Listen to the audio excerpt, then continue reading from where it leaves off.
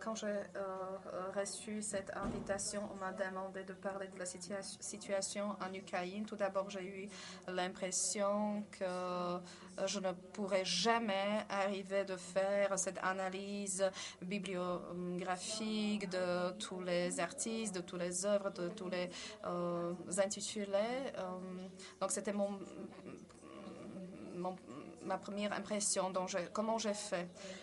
Je suis allée à l'Académie des sciences et là, j'ai mis dans l'explorateur le mot artiste ukrainien.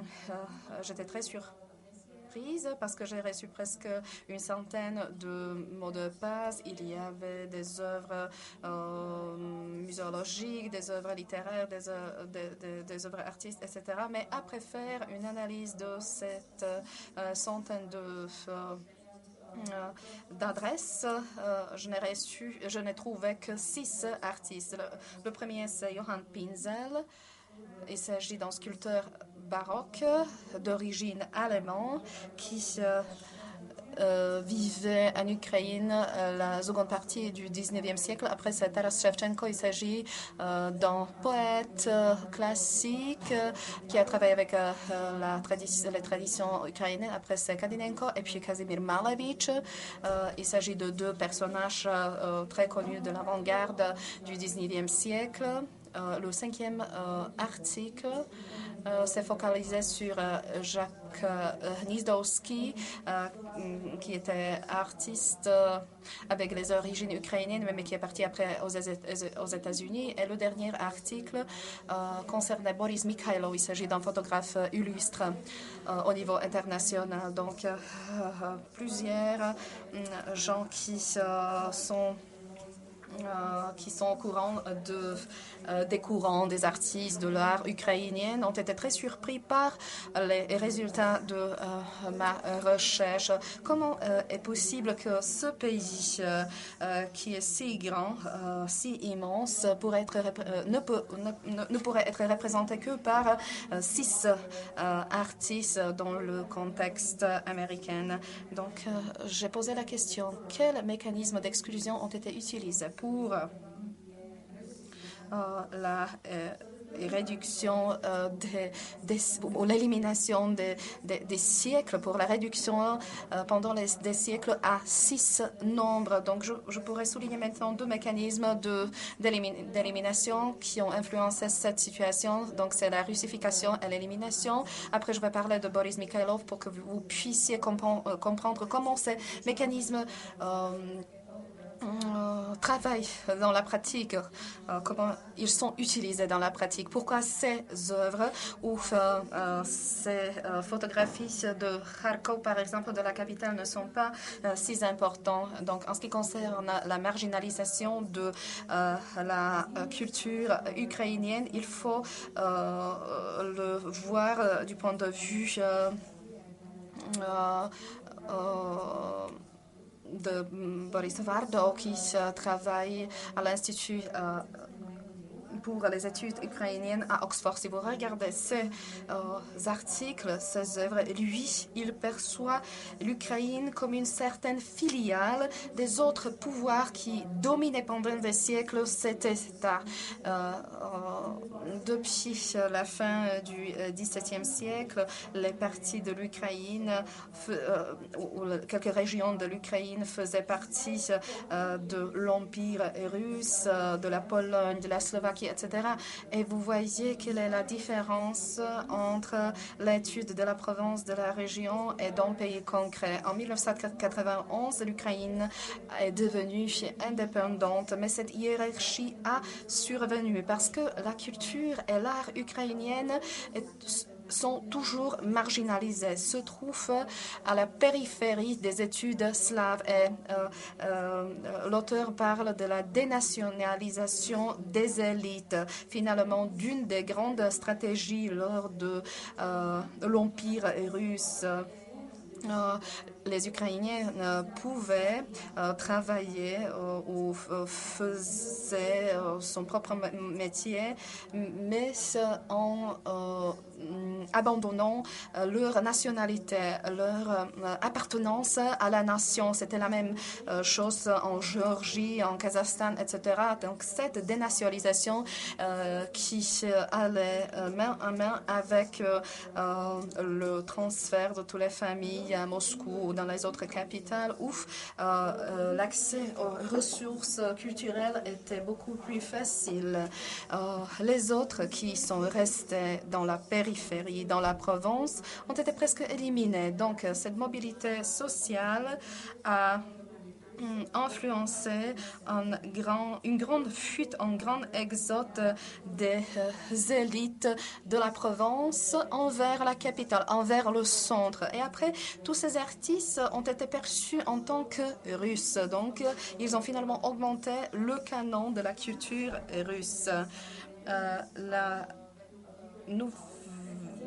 Les nouvelles tendances mènent à la révision de cette approche. Ce qui est intéressant est que ce révisionnisme sort dans notre domaine. Ils essayent de regarder l'art ukrainien avec une autre logique. La plupart des académiques ukrainiennes la plupart des académiques occidentales ne voient pas la différence entre l'art russe, l'art ukrainien et l'art des ex-républiques soviétiques. Ici, on parle plus des origines des différents pays. On ne parle plus des avant-gardes, de l'avant-garde juive, lettonienne, ukrainienne, etc. Donc là, il y a le premier problème. Cela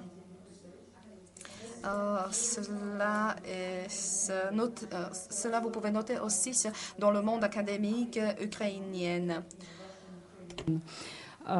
Polish for the same reason. Il y a un auteur qui est considéré des fois russe, des fois polonais. Il a étudié les œuvres de Malevich et la connexion à l'Ukraine. Malevich est né en Ukraine d'une famille d'origine polonaise et il a vécu en Ukraine et il a influencé beaucoup l'influence sur le monde et la poétique en général. Marcadin fait la différence entre trois écoles de l'avant-garde russe dans le XXe siècle, l'école de Saint-Pétersbourg, l'école de Moscou et l'école ukrainienne. Et en Ukraine, il met aussi Alexandre Ester, David Volodymyr Polyuk, Alexander Akipenko, Kazimir Malevich, etc. Ils sont tous considérés comme des représentants ukrainiens de l'avant-garde russe. Et dans les autres études, toujours de l'avant-garde ukrainienne, nous voyons aussi le contexte de Kiev au début du XXe siècle. Dans le XXe siècle, il y a aussi une provincialisation. Par exemple, Miroslav Mudr, qui travaille à l'université d'État de l'Ohio, et qui, dans son œuvre, il inclut aussi la modernité ukrainienne avec un point de vue complexe sur le milieu social, culturel du pays d'origine. Il y a beaucoup de journaux, des articles, des recensions qui parlent de cette période exacte. Puis il y a Irena Makarik et Milan Utkac qui travaillent au théâtre expérimental La Mama de New York. Et ces dames, toutes les deux, ont publié des essais sur Kiev, sur la ville de Kiev. Et elles montrent aussi la ville comme un milieu intellectuel très vivant, très actif. Par exemple, on parle aussi de Les Kurbas, qui était un régisseur très important à l'époque. Donc, nous avons Makarik, Tkach et même d'autres, qui montrent que l'Ukraine n'est pas vraiment une province, elle n'est pas vraiment à la périphérie de l'art, hein, mais au contraire, elle était un centre du modernisme européen. Et il s'agit d'une nouvelle perspective sur les arts des artistes comme Malevich, Esther ou d'autres d'autres représentants importants de l'avant-garde. Et il montre aussi que dans leur vie, l'Ukraine a eu un rôle important. En ce qui concerne l'art postcolonial en Ukraine et sa position dans l'histoire de l'art, ici je parlerai plutôt de l'exemple de Boris Mikhail. Il s'agit d'un artiste souvent considéré un photographe russe, même si, d'après moi, il n'est pas vrai, parce que si on le compare avec les autres artistes du XXe siècle, il y a plusieurs artistes qui, au début, ont commencé à travailler en Russie, puis ils ont déménagé à Saint-Pétersbourg. Mais au contraire, Mikhail, il n'a jamais eu aucune connexion avec la Russie. Il n'a pas vécu là, il n'a pas opéré en Russie. Il est né en Ukraine, à Kharkov. Ses parents étaient ukrainiens d'origine juive. Il a vécu en Ukraine jusqu'à 1955, et puis seulement après cette date, il a déménagé. Donc, dans les images de Mikhailov, nous voyons, c'est des images qui dérivent du contexte social de l'Ukraine, de certaines régions de l'Ukraine, et vous voyez une grande différence avec les avant-gardistes de Russie. Et il y a vraiment une identification ethnique qui n'est pas trop forte, mais dans le cas de Mikhailov, les choses sont différentes. Parce que lui, dans son œuvre, vous ne trouverez pas beaucoup d'éléments soviétiques. Vous voyez que il photographiait plutôt des motifs ukrainiens, des éléments ukrainiens. Donc sa connexion avec le pays est très, très forte. Dans ces photographies, vous voyez la vie dans l'époque soviétique et puis dans l'époque post-soviétique en Ukraine. Beaucoup de gens disent que Mikhailov est un photographe russe, qu'il fait partie du conceptualisme, une école russe. Par exemple, Margarita Dubitsin, qui s'occupe de art soviétique, souvent elle relie l'art, les œuvres de Mikhailov avec les œuvres de Kabakov. Et elle dit par exemple que Mikhailov s'est laissé inspirer par Kabakov dans son procès artistique. Il affirme que quand Mikhailov est rentré de Cracovie, de sa ville d'origine, c'est comme si ses efforts artistiques se sont arrêtés, et puis du coup il a visité la capitale de l'Union soviétique et il a retrouvé un élan. Il s'agit d'un mythe, d'après moi, parce que Mikhailov a rencontré Kabakov après longtemps, et si nous voyons les photographies de l'époque précédente, vous voyez déjà des éléments qui ne venaient pas de Kabakov. Donc, si vous voyez les photographies originaires, vous voyez des grandes différences. Il choisissait des scènes, surtout avec la couleur rouge. Il y en avait beaucoup, parce que bien sûr, à l'époque soviétique, le rouge était un peu partout. Et il intégrait aussi cette couleur avec une grande intensité. Et il arrivait à augmenter, à donner encore plus d'emphasis à cette couleur. Donc, quand il a rencontré Kabakov, les œuvres existaient déjà. Ici, il y a une œuvre qui s'appelle Superimposition, plusieurs images, plusieurs couches d'images. Ici, on a encore des exemples de photographie sur photographie. Des fois, il y a aussi des textes sur les photographies, etc. Donc, Tupitsin, qui est une critique académique et qui considère l'auteur d'une certaine façon, en soulignant la linéarité et pas vraiment l'existence contemporaine de deux tendances. Donc, encore une fois, elle montre toujours l'importance de Moscou comme centre. Et en ce qui concerne Mikhailov, souvent, Topitsyn et les autres académiques oublient l'existence d'une école de Kharkov de la photographie. Donc, c'est des choses qu'il faut rappeler, qu'il faut souligner, parce que souvent elles sont oubliées. Il y a plusieurs personnes qui considèrent Kharkov comme un milieu pas trop productif, pas trop industriel. Il s'agit d'une perception de cette ville qui n'est pas véritable, qui n'est pas vraie, parce que dans cette ville, il y avait vraiment des débats actifs au niveau de l'art. Par exemple, il y avait un magazine qui s'appelait Vremya, ou Le Temps, et il y avait plusieurs autres photographes qui faisaient partie d'un club dans les années 60 jusqu'aux années 90, qui travaillaient beaucoup et qui étaient très actifs. Il s'agissait aussi de personnalités importantes de l'école de la photographie. Donc cette ville était vraiment active. Elle a donné naissance à une nouvelle génération de photographes comme Zinkowski, Minin. Et cette école existe encore aujourd'hui.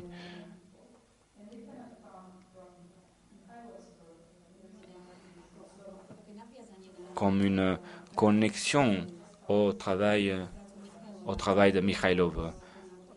Et pas seulement de Mikhailov, mais aussi d'autres auteurs comme Misha Pedan. Misha Pedan qui a publié un livre appelé La Belle Époque, ou bien il y a plusieurs autres articles. Ici, dans la première page, il y a aussi de belles images. Ici, il y a d'autres photographies encore.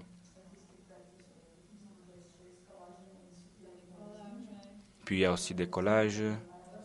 Encore une fois, la surimposition de plusieurs couches. Ici, on a une œuvre de Roman Piatkova qui s'appelle Sandwich Memory, une série de photographies. Piatkova ne met pas une photographie sur l'autre, mais elle fait des projections de photographies sur les corps de ses partenaires, ses collaborateurs. Donc il s'agit d'un symbole de comment les citoyens soviétiques, à l'époque soviétique, ils étaient exposés à une certaine idéologie. C'est une façon d'exprimer une proteste. Donc vous voyez, puis aussi dans d'autres exemples de l'école de Kharkov. Ici, il y a notre artiste Vladislav Krasnoshkok du groupe Shilo. Et lui, il faisait des recueils de vieilles photographies du fin 19e, début du 20e siècle. Et après, il les coloriait. Et toutes ces photographies avaient un trait commun que de l'autre côté, il y avait les négatifs. C'est-à-dire que les négatifs étaient partie de la photographie. Si jamais vous perdez la photographie, vous pouvez faire une copie à l'aide du négatif. Parce que, bien sûr, il y avait eu plusieurs cas de vandalisme. Donc, de cette façon-ci, on pouvait les sauver. Mais souvent, les gens disaient, mais comment il est possible, les négatifs font partie de l'œuvre. Donc, c'était une nouvelle façon de s'exprimer, de reproduire les photographies dans l'art. Et puis ici, on a aussi un autre auteur qui faisait Roman Minin. On l'a déjà mentionné. La première œuvre s'appelait Les ponts qui brûlent. La deuxième photographie, ou la deuxième série de photographies, vous voyez, il coloriait avec des couleurs sur des maquettes, et puis la couleur changeait à travers la couche extérieure. Et le résultat est quelque chose de très intéressant sur le négatif.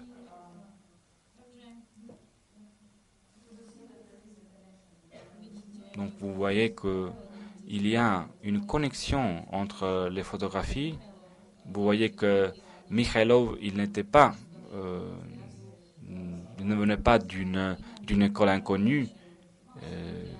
Il ne venait pas d'un lieu inconnu et puis à Moscou il est devenu célèbre. Non, il était déjà célèbre avant, il était déjà un bon artiste avant. Il faudrait faire donc des efforts de révision en ce qui concerne l'analyse des avant-gardes russes. Cela concerne aussi d'autres mouvements, d'autres groupes, pas seulement ces avant-gardes, mais aussi le conceptualisme, qui est souvent considéré conceptualisme de Moscou. Mais c'est pas vrai. Il faut faire des efforts pour changer un peu la perception de ces origines ethniques des mouvements. Et une autre lutte aussi pour la réhabilitation de l'art ukrainien doit être intégrée dans le discours de l'époque postcoloniale. Donc voilà, ça c'est le thème dont je voulais parler. Je vous remercie beaucoup de votre attention. Okay, thank you, Olena. Thank you. Nous vous remercions, Olga, de cette intervention, de vos propos. Nous vous remercions aussi pour ne pas parler plus longtemps que le temps prévu. Vous avez la question? Oui, je m'appelle Saïs Streifel des États-Unis.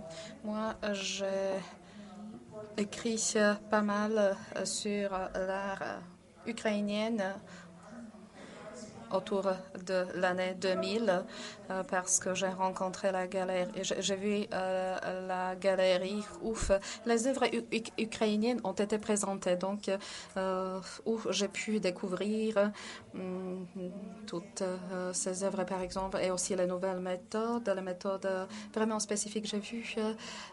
J'ai noté, c'est l'utilisation de l'iconographie dans ces œuvres. En ce qui concerne Diaspora, c'est un grand musée qui se trouve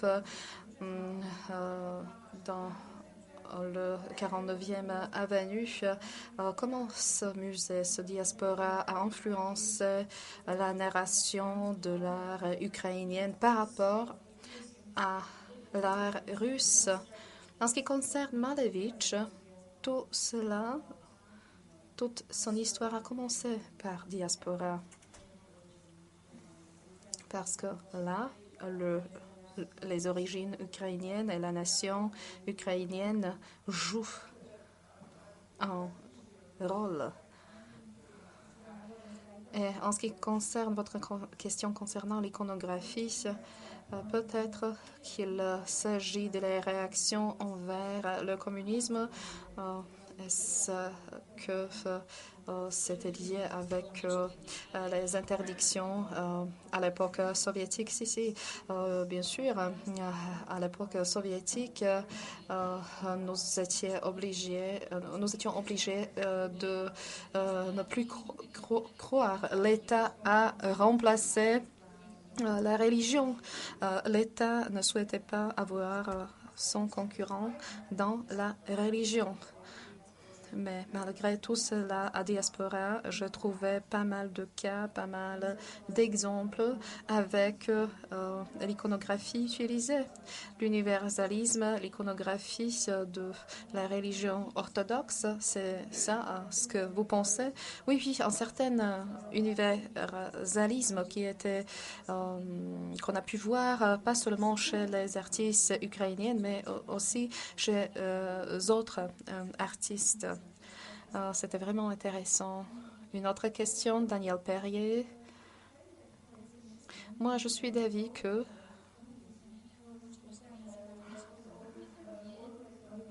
la prohibition ukrainienne est de beaucoup plus longue durée que le communisme. Déjà à l'époque du tsar, il y avait ce type d'interdiction. Ils ont pu, par exemple, chanter en sa propre langue, mais pas le parler. On pourrait le prendre en considération aussi, je pense, parce que cette prohibition, cette interdiction, je pense qu'elle est de date beaucoup plus vieille que l'époque du communisme. Cela a commencé déjà beaucoup plus auparavant. Bat Temps, par exemple, cette loi. Moi, j'ai eu un artiste résident qui s'est intéressé beaucoup de la loi, de cette loi, de la reconnaissance de la nation ukrainienne et du langage ukrainien. Oui, toutes ces lois, toutes ces lois concernant l'interdiction de l'utilisation du langage ukrainien et de la nation ukrainienne. Pour moi, c'est le XVIIe siècle qui est marqué déjà par le début de ces interdictions. On m'a déjà posé la question concernant les pays baltes, comment c'était là-bas. Les Ukrainiens parlent de la colonisation. Moi, je dis que les pays baltes ont été vraiment occupés, ont été envahis par la Russie en 1924. Et nous, l'Ukraine, nous faisions partie de cet empire pendant 3 siècles. Donc, on est devenu une certaine colonie. Quoique au début, on était envahi. Peut-être que je dis, la dame vient de la Pologne. Je dis quelque chose qui n'est pas correct parce que moi, je viens d'apprendre la nouvelle narration de l'histoire de l'art en ce qui concerne Malevich notamment. Parce qu'en Pologne, on dit que Malevich a eu les parents d'origine polonais, mais qu'il est né en Ukraine. Nous, dans notre histoire d'art, on prend Malevich pas comme l'artiste ukrainien, mais comme un artiste soviétique parce que lui, il était pour l'occupation soviétique parce qu'il était révolutionnaire, il était l'artiste de la révolution et ça, c'est complètement nouveau pour moi. C'est très intéressant de savoir qu'il s'était agi de l'artiste ukrainienne. Oui, vous avez raison. En ce qui concerne la moderne, la nation ethnique, la nationalité n'était pas importante. Les origines ou le lieu de la naissance n'étaient pas importantes. Mais si quelqu'un a vécu pendant des décennies sur le territoire ukrainien, est-ce que c'est important ou pas? Maintenant, madame parle sans micro, malheureusement.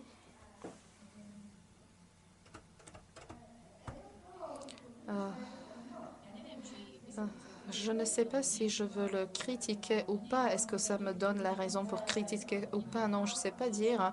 Mais c'est assez bizarre pour moi parce que maintenant, après 1989,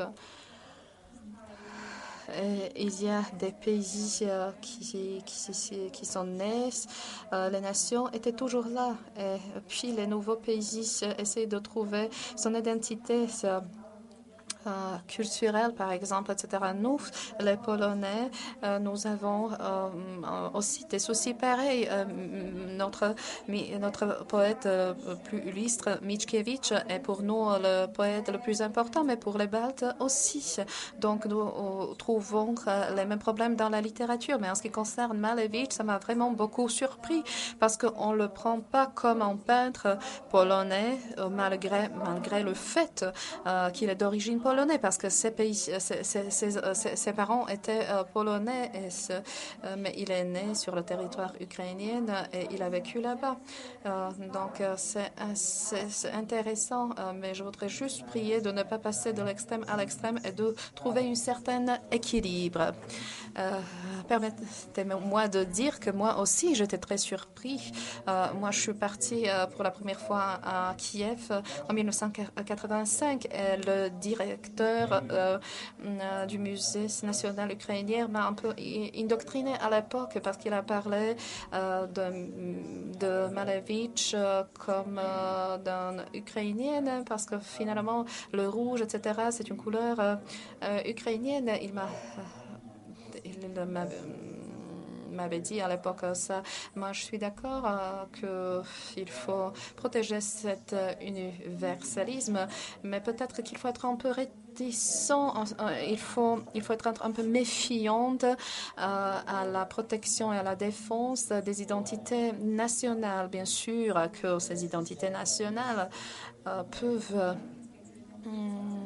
présenter un certain mythe, mais on peut présenter ce mythe, mais il faut vraiment assurer une certaine cohérence des groupes, comme par exemple les photographes. que vous venez de voir, d'où sort cette cohérence, d'où sort tout cela. Donc, on essaye d'élaborer, de travailler avec tout cela. Peut-être que cette identité pourrait changer le donne. Vous voulez encore dire quelque chose? Encore la dernière question. Ce n'est pas la question, peut-être qu'une remarque à la discussion qu'on vient d'écouter. Boris Kreuz a dit que ce début de nationalisme en 1939 et cette discussion à laquelle nous sommes témoins, peut-être que cela devait nous mener à la question pourquoi finalement tout cela se fait. Peut-être que ce n'est qu'une réaction à la situation sur le marché.